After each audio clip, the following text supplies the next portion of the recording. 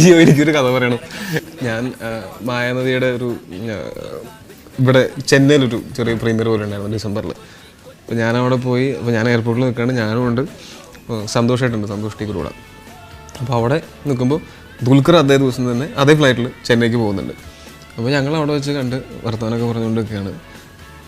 അപ്പോൾ ഉണ്ട് ഞങ്ങൾ നോക്കുമ്പോണ്ട് ഞങ്ങളൊരു എയർപോർട്ടിൻ്റെ എന്താ പറയുക ബോർഡിങ്ങിൻ്റെ സ്ഥലത്ത് ബോർഡിങ് ഏരിയയിലാണ് നമ്മൾ നിൽക്കുന്നത്.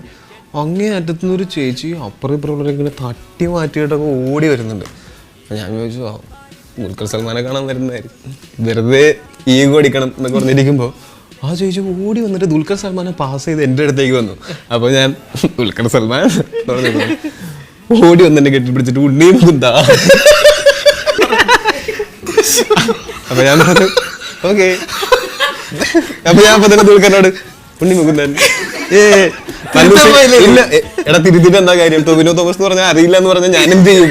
തൽക്കാലം ഉണ്ണി മുകുന്ദനായി തിന്നു. താങ്ക് യു ഒക്കെ പറഞ്ഞു. മല്ലുസിംഗൊക്കെ നന്നായി താങ്ക് യു. ദുൽഖർ സൽമാനേക്കാളും ഫാൻസ് ഉണ്ടെന്നാണ് പറഞ്ഞിരുന്നത്. മൈ ഗോഡ്, ശരിക്കും ഉണ്ടായ കാര്യമാണ്. സംശയം ഉണ്ടെങ്കിൽ ദുൽഖറിനോട് ചോദിക്കാം. ദുൽഖർ പ്രേമിനോട് വരെയാണെങ്കിൽ ചോദിക്കാം.